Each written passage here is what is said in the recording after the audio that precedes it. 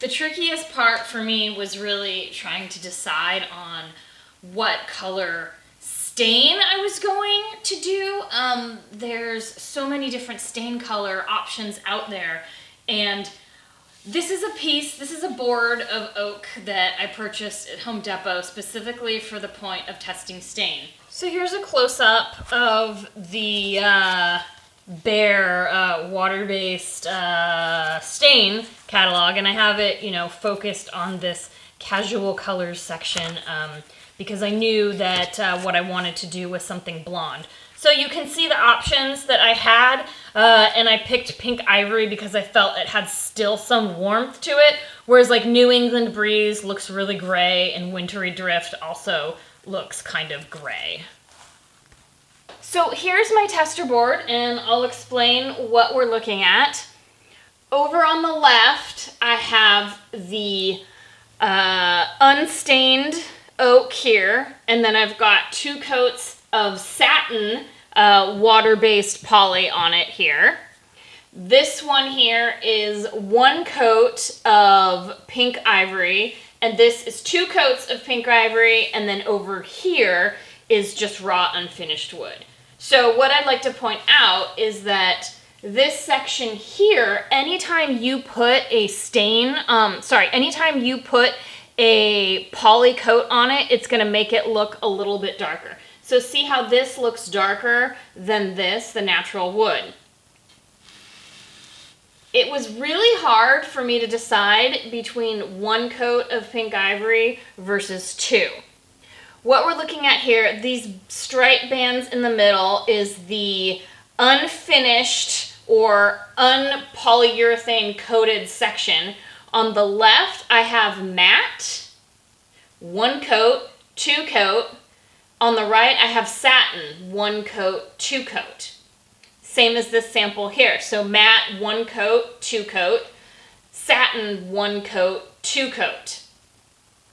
The more coats you add, the darker it's going to be and the glossier the finish. So I'll try to flash this a little bit. Over here, you can see an example of this just because the light is hitting it in a really good way. So here you can see this piece is shinier than this, and that's because I've got 2 coats of satin here versus 1. When you finish a cabinet, there we go again, light shows it really good. When you finish a cabinet, you absolutely have to do 2 coats of the clear coat or the poly coat on it, just for durability.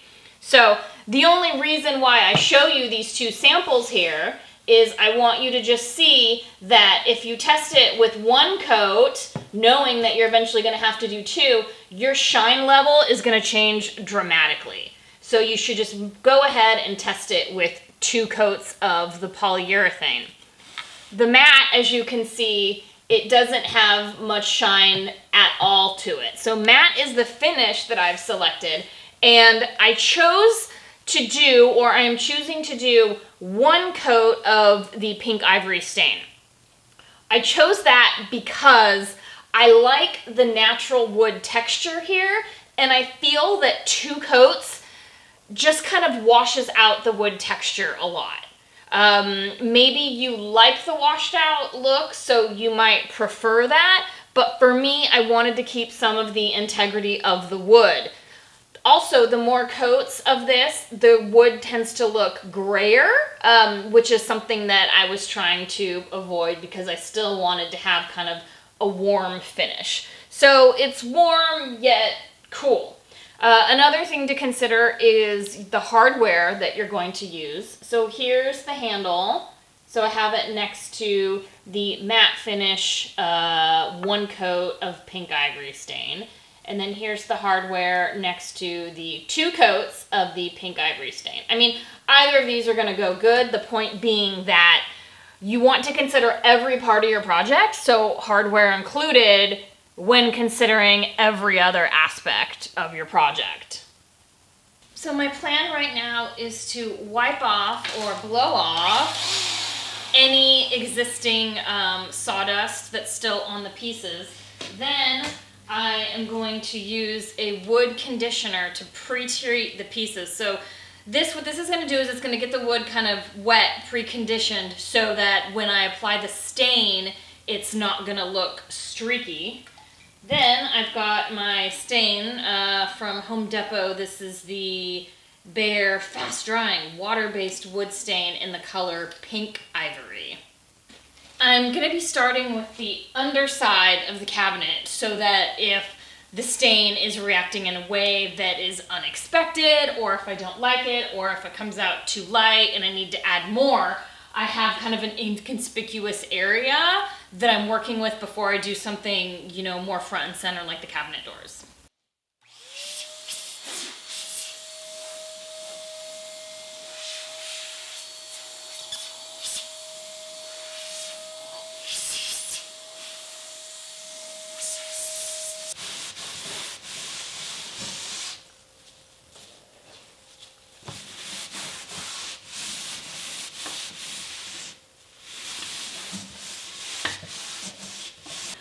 You can see that I'm now in my painting gear, which means that I've made a lot of progress on this guy and I'm ready to start doing the next steps. I suppose it's worth mentioning that I am using all water-based products. And I'm doing this primarily for the reason that water-based products are going to clean up with soap and water. Oil-based products are going to stick all over the place and they're only going to clean up with oil-based removers, mineral spirits, and the like. So it's better for my equipment and my sink if I use water-based products.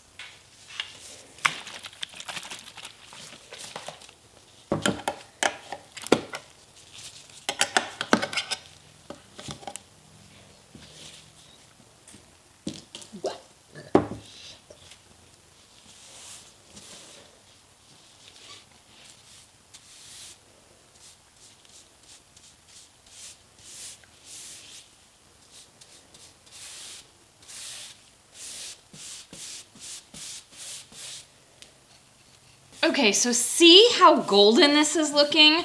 That is why we absolutely have to stain this piece. If I was to just simply put another polyurethane coat on it, it's gonna look pretty much like this.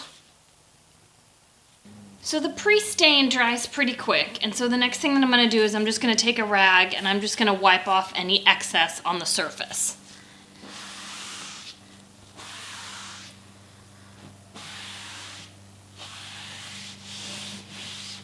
This is after letting it soak in for about 5 minutes.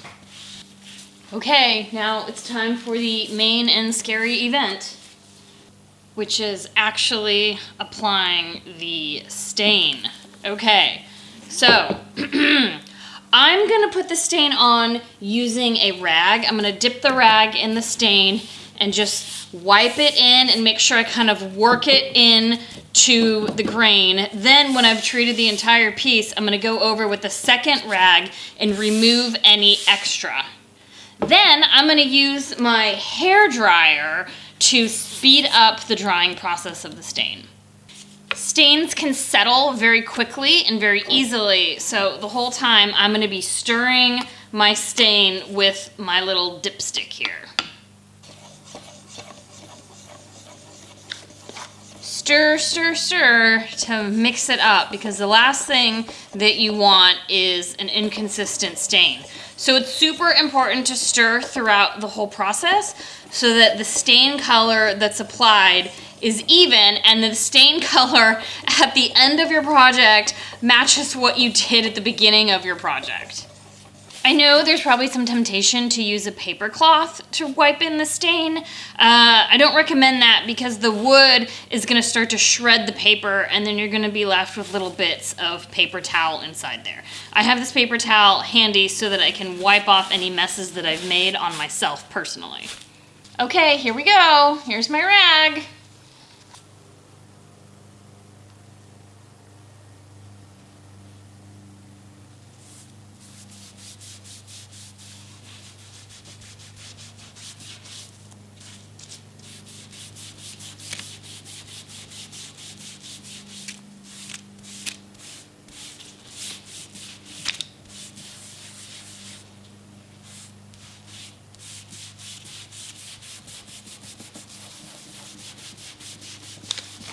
I'm really trying to work it in all of these kind of serrated areas of the wood here.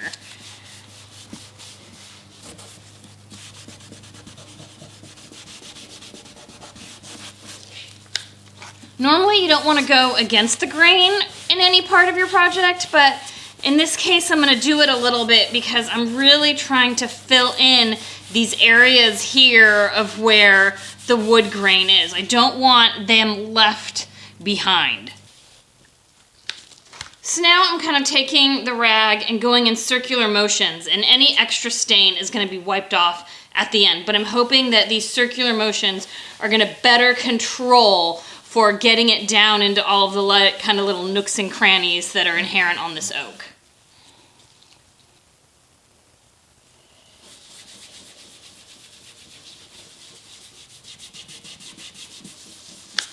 You also have to work fairly quickly because you don't want the stain to start drying over areas that you are still staining or nearby, because you don't want to get a double coat of stain going on. So now I've worked in the stain maybe as best as I can, and the next thing that I'm going to do is I'm going to use another rag to wipe it off. So I don't want to let this sit on here super long and dry because I think that that's going to give it some unevenness. So I'm going to wipe this off, and you'll see how the wood is going to get less light and more even.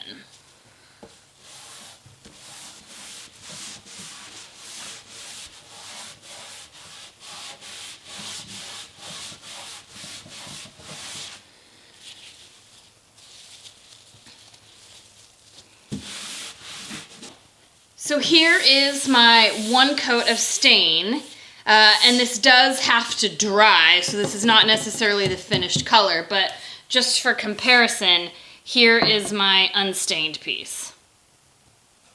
Next thing I'm going to do is I'm going to speed up the drying process by using a hair dryer.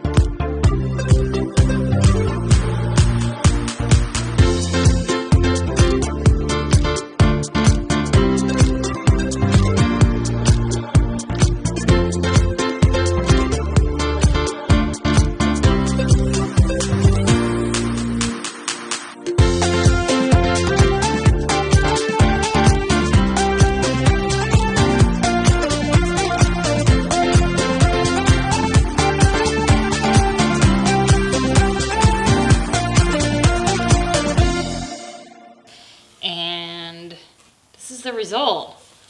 Look at that. Isn't that beautiful? So beautiful. Mwah. So I'm almost done with this guy, which is really exciting. And so what I have here is I have the one door that I've completely refinished compared to the original. So I'll just step away here. Ta-da!